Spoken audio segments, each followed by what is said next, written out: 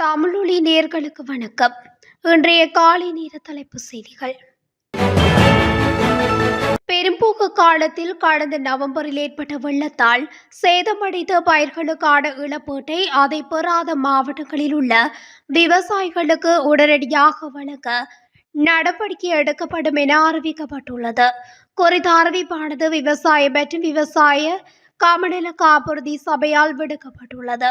அதன்படி மட்டக்களப்பு மாவட்டத்தில் சேதமடைந்த நெற்பயிர்களுக்காக 9,368 விவசாயிகளின் கணக்குகளில் இன்று 202 மில்லியன் ரூபாவை வரவு வைக்க திட்டமிடப்பட்டுள்ளதாக கூறப்படுகிறது. இதேவேளை பொலனறுவை, வவுனியா, முல்லைத்தீவு மற்றும் திருகோணமலை மாவட்டங்களில் சேதமடைந்த பயிர்களுக்கான காப்பீட்டு இழப்பீடாக இதுவரை 306 மில்லியன் ரூபாய் சம்பந்தப்பட்ட விவசாயிகளின் கணக்குகளில் வரவு வைக்கப்பட்டுள்ளமை குறிப்பிடத்தக்கது. தற்போதைய நடைமுறையில் வாகன இறக்குமதி அபாயகரமானது என நாடாளுமன்ற உறுப்பினர் ஹர்சடி சில்வா தெரிவித்துள்ளார். வரவு செலவு திட்டத்தின் 2ஆம் வாசிப்பு மீதான விவாதத்தில் கலந்து கொண்டு உரையாற்றும் போது அவர் இந்த விடயத்தை குறிப்பிட்டுள்ளார். அவர் மேலும் கூறுகையில், மொத்த உள்நாட்டு உற்பத்தியில் 1.6% வரியை அதிகரிக்க வேண்டும். இதற்கு மோட்டார் வாகனங்கள் இறக்குமதி செய்வதே பிரதான பங்களிப்பு என ஜனாதிபதி நேற்று தெரிவித்தார். அது எப்படி என நான் தேடி பார்த்த போது வரியில் பாதி வாகன இறக்குமதியில் இருந்து வருகிறது. எனவே வாகனங்களை இறக்குமதி செய்வது மிகவும் ஆபத்தானது. ஏனெனில் வரியுடன் மிக பெரும் தொகையை செலுத்தி இலங்கையில் வாகனங்களை கொண்டு வரும் அளவிற்கு செல்வந்தர்கள் இருப்பதாக நான் நினைக்கவில்லை என குறிப்பிட்டுள்ளார். எதிர்காலத்தில் எரிபொருளுக்கான வரி குறைக்கப்படும் என ஆளும் கட்சியின் பிரதான அமைப்பாளர் அமைச்சர் நலிந்த ஜேதிச நாடாளுமன்றத்தில் தெரிவித்துள்ளார். வாய்மொழி மூல கேள்வி பதிலுக்கான நேரத்தின் போது நாடாளுமன்ற உறுப்பினர் தயாஸ்ரீ ஜெயசேகரவினால் எழுப்பப்பட்ட கேள்விக்கு பதிலளிக்கையில் அவர் இதனை குறிப்பிட்டுள்ளார். உரிய முறையில் வரி குறைப்பை மேற்கொள்வதற்கான நடவடிக்கை எடுத்து வருகின்றோம். தற்போது வழங்கப்படக்கூடிய அனைத்து சலுகைகளையும் வழங்கியுள்ளோம். அதோடு புதிதாக எந்தவொரு வரியும் விதிக்கப்படவில்லை என ஆளும் கட்சியின் பிரதான அமைப்பாளர் அமைச்சர் நலிந்த ஜெதிச தெரிவித்துள்ளார். நாட்டில் காற்றின் தரம் மிக மோசமடைந்து வருவதால் சுவாசிப்பது தொடர்பில் ஏற்படும் உடல் பிரச்சினைக்கு உடனடியாக மருத்துவரை நாடுமாறு பொதுமக்களுக்கு அறிவுறுத்தப்பட்டுள்ளது. அத்துடன் சில பிரதேசங்களில் காற்றின் தரம் பாதிப்பை ஏற்படுத்தக்கூடிய மட்டத்தில் நிலவுவதாக தேசிய கட்டிட ஆராய்ச்சி நிறுவனம் தெரிவித்துள்ளது.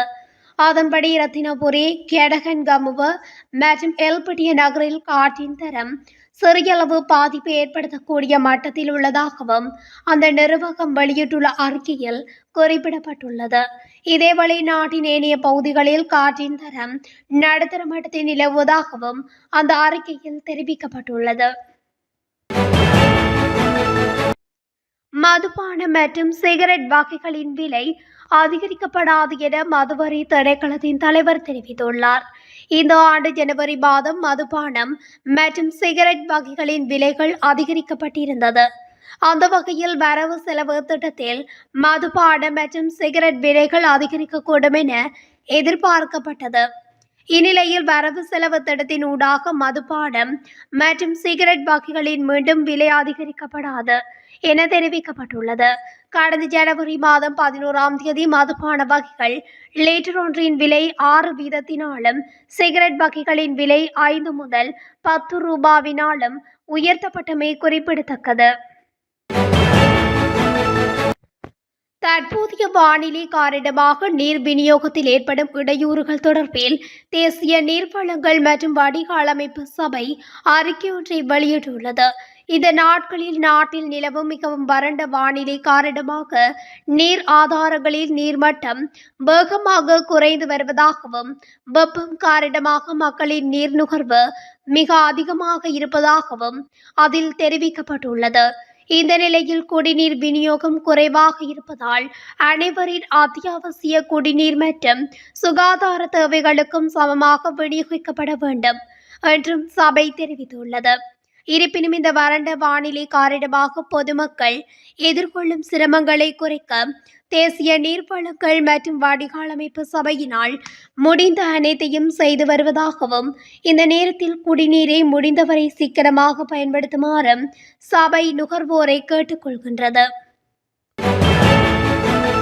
புத்தளம் மாவட்ட முன்னாள் நாடாளுமன்ற உறுப்பினர் சாந்தா அபிசேகர மற்றும் அவரது மகன் ஆகியோர் குற்றப்புலனாய்வு திணைக்களத்தினரால் கைது செய்யப்பட்டுள்ளனர். சட்டவிரோதமாக ஒன்று சேர்க்கப்பட்ட வாகனத்தை பயன்படுத்திய சம்பவம் தொடர்பாக அவர்கள் கைது செய்யப்பட்டுள்ளனர். குற்றப்புலனாய்வு திணைக்களத்தின் சட்டவிரோத சொத்துக்கள் விசாரணை பிரிவின் விசாரணையை தொடர்ந்து இந்த கைது நடவடிக்கை இடம்பெறுவதாகவும் காவல்துறையினர் தெரிவித்துள்ளனர். யாழ்ப்பாணம் அரியாலை மாம்பழம் சந்திக்கு அருகில் டிப்பர் வாகனம் மோதியதில் ஒருவர் சம்பவ இடத்திலே உயிரிழந்தார். துவிச்சக்கர வண்டியில் பயணித்த ஒருவரே இந்த விபத்தில் உயிரிழந்தார். உயிரிழந்தவரின் சடலம் யாழ்ப்பாணம் போதனா வைத்தியசாலையில் வைக்கப்பட்டுள்ளது. இந்த விபத்து தொடர்பாக யாழ்ப்பாணம் காவல்துறையினர் மேலதிக விசாரணைகளை மேற்கொண்டு வருகின்றனர். நாட்டின் பல பகுதிகளில் இன்றைய தினமும் அதிக வெப்பமான வானிலை நிலவக்கூடும் என வளிமண்டலவியல் திணைக்களம் எதிர்வு கூறியுள்ளது. அதற்கமைய வடக்கு, வடமத்திய, வடமேல், மேல் மற்றும் தென் மாகாணங்களிலும் ரத்தினபுரி மற்றும் மொனராகலை மாவட்டங்களிலும் வெப்பநிலையானது எச்சரிக்கை மட்டத்துக்கு உயர்வடையக்கூடும் என அந்த திணைக்களம் எதிர்வு கூறியுள்ளது. இதன் காரணமாக திறந்த வழிகளில் பணிபுரிபவர்கள் போதிய அளவு நீரை அருந்த வேண்டும் எனவும் வீட்டில் உள்ள முதியவர்கள் மற்றும் நோய்வாய்ப்பட்டவர்கள் குறித்து அதிக அவதானம் செலுத்தப்பட வேண்டும் எனவும் கோரப்பட்டுள்ளது. அதே நேரம் சிறு குழந்தைகளை வாகனங்களில் தனியாக விட்டு செல்வதை தவிர்க்குமாறும் வளிமண்டலவியல் திணைக்களம் கோரிக்கை விடுத்துள்ளது. கண்டி மற்றும் அதன் புறநகர் பகுதிகளில் தொலைபேசி உள்ளிட்ட பெறுமதியான பொருட்களை திருடும் கும்பல் தொடர்பில் போலீசார் எச்சரிக்கை விடுத்துள்ளனர். இந்த திருட்டு சம்பவங்கள் பெண்கள் தலைமையில் செயற்பட்டு வருவதாக போலீசார் தெரிவித்துள்ளனர். கண்டியிலிருந்து அதன் புறநகர் பகுதிகளுக்கு செல்லும் பேருந்துகளில் ஏறும் பெண்கள் சூட்சமமான முறையில் உடைமைகளை திருடுவதாகவும் பேருந்து ஊழியர்கள் தெரிவித்துள்ளனர். கடந்த 49 நாட்களில் கையடக்க தொலைபேசிகள் திருடப்பட்டதாக 100க்கும் மேற்பட்ட முறைப்பாடுகள் கிடைத்துள்ளதாகவும் கண்டி போலீஸ் தலைமையகம் தெரிவித்துள்ளது. இதுபோன்ற முறைப்பாடு செய்யப்படாத பல திருட்டு சம்பவங்கள் இருக்கலாம் என போலீசார் தெரிவித்துள்ளனர். திருட்டு சம்பவம் தொடர்பில் கண்டி தலைமையக போலீசார் விசாரணைகளை ஆரம்பித்துள்ளனர். மட்டக்களப்பு வாழைச்சேரி போலீஸ் பிரிவில் உள்ள சின்னவெம்பு கிரான் பிரதேசத்தில் மர்மகன் தாக்கியதில் மாமனார் உயிரிழந்துள்ளார். குறித்த சம்பவமானது நேற்று இடம்பெற்றுள்ளதாக தெரிவிக்கப்படுகின்றது. சம்பவத்தில் சின்னவெம்பு கிரான் பிரதேசத்தைச் சேர்ந்த 66 வயதுடைய பொடி எட்வேர்ட் போஸ் என்பவரே இவ்வாறு உயிரிழந்துள்ளார். குறித்த நபரின் மகனுக்கும் மருமகனுக்கும் இடையே சம்பவ தினமான நேற்று பகல் வாக்குவாதத்தை அடுத்து மருமகன் மகளை தாக்கியதை அடுத்து அதனை கண்ட அவர் ஏன் தாக்குகின்றீர்கள் என கேட்டுள்ளார். இந்த நிலையில் அவர் தலை மீது மருமகன் பொருளா தாக்குதல் நடாத்தியதை அடுத்து அவர் படுகாயமடைந்து கீழே விழுந்து உயிரிழந்துள்ளார். இலங்கையில் ஒரு ராத்தல் பானின் விலையை 10 ரூபாவால் குறைப்பதற்கு பேக்கரி உரிமையாளர்கள் இணங்கியுள்ளதாக வர்த்தக அமைச்சு தெரிவித்துள்ளது. கோதுமை மாவின் விலை 10 ரூபாவினால் குறைக்கப்பட்டதை தொடர்ந்து மேற்படி நடவடிக்கை மேற்கொள்ளப்பட்டதாக வர்த்தக அமைச்சு வெளியிட்டுள்ள அறிக்கையில் குறிப்பிடப்பட்டுள்ளது. ஏனைய பேக்கரி உற்பத்தி பொருட்களின் விலைகளை குறைப்பதற்கும் பேக்கரி உரிமையாளர்கள் சங்கம் ஒப்புக்கொண்டுள்ளதாக அந்த அறிக்கையில் குறிப்பிடப்பட்டுள்ளது. வீதியை கடக்க சென்ற 2 பாடசாலை மாணவர்கள் மீது லொரியொன்று மோதியதில் மாணவர்கள் காயமடைந்துள்ளனர். இந்த சம்பவம் வெள்ளவாய தனமல்வில பிரதான வீதியில் வெள்ளவாய போலீஸ் பிரிவுக்குட்பட்ட பகுதியில் இடம்பெற்றுள்ளது. விபத்தில் காயமடைந்தவர்கள் ஒரே குடும்பத்தைச் சேர்ந்த சகோதரி மற்றும் சகோதரர் ஆவர். காயமடைந்த இருவரும் வெள்ளவாய ஆதார வைத்தியசாலையில் அனுமதிக்கப்பட்டுள்ளனர். அங்கிருந்து மேலதிக சிகிச்சைக்காக மொனராகலை மாவட்ட பொது வைத்தியசாலைக்கு மாற்றப்பட்டுள்ளனர். விபத்து தொடர்பாக லொரியின் சாரதி வெள்ளவாய போலீசாரால் கைது செய்யப்பட்டு மேலதிக விசாரணைகள் முன்னெடுக்கப்பட்டுள்ளது. இந்த தமிழ்நாட்டில் இதுவரை 9 காட்டுத்தீ சம்பவங்கள் பதிவாகியுள்ளதாக வன பாதுகாப்பு திணைக்களம் தெரிவித்துள்ளது. கண்டி மாவட்டத்தில் 4 தீ விபத்துகளும், ரத்தினபுரியில் 2 தீ விபத்துகளும், மாத்தளை, பதுளை மற்றும் நுவரெலியா மாவட்டங்களில் 1 தீ விபத்தும் பதிவாகியுள்ளன. பதுளை, கண்டி, நுவரெலியா, மாத்தளை, ரத்தினபுரி, மொனராகலை மற்றும் கேகாலை மாவட்டங்கள் அடிக்கடி தீ விபத்து ஏற்படும் மாவட்டங்களாக அடையாளம் காணப்பட்டுள்ளதாக வன பாதுகாப்பு திணைக்களம் தெரிவித்துள்ளது. காடுகளுக்கு அருகில் தீ வைப்பதை தவிர்க்குமாறு வன பாதுகாப்பு திணைக்களம் பொதுமக்களை கேட்டுக்கொண்டுள்ளது.